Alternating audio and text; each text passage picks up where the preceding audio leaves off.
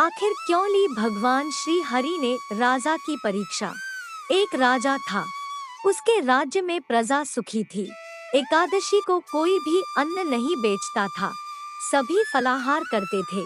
एक बार भगवान ने राजा की परीक्षा लेनी चाहिए। भगवान ने एक सुंदरी का रूप धारण किया तथा उनके नगर में आ गए। तभी राजा नगर ब्राह्मण पर निकले। राजा की नजर उस सुंदरी पर पड़ी। सुंदरी को देखकर राजा चकित रह गए।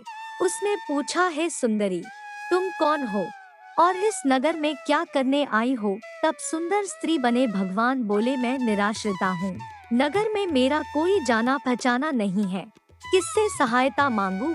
राजा उसके रूप पर मोहित हो गया था। वह बोला, तुम मेरे महल में चलकर मेरी रानी बनकर रहो।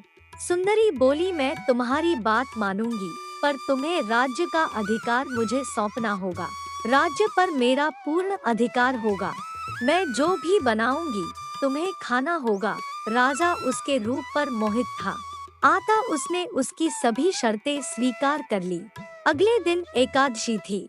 रानी ने हुक्म दिया कि बाजारों में अन्य दिनों की तरह अन्न बेचा जाए। उसने घर में मांस मछली आदि पकवाएं तथा परोसकर राजा से खाने के लिए कहा।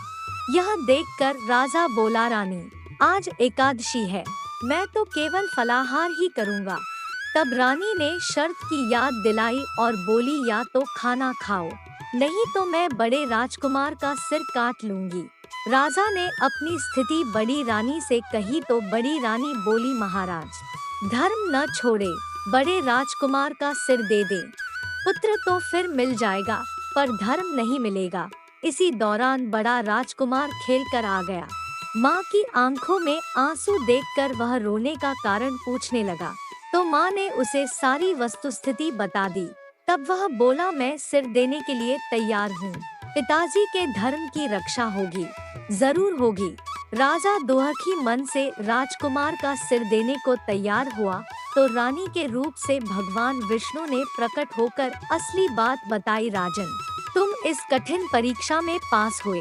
भगवान ने प्रसन्न मन से राजा से वर मांगने को कहा तो राजा बोला, आपका दिया सब कुछ है, हमारा उद्धार करें।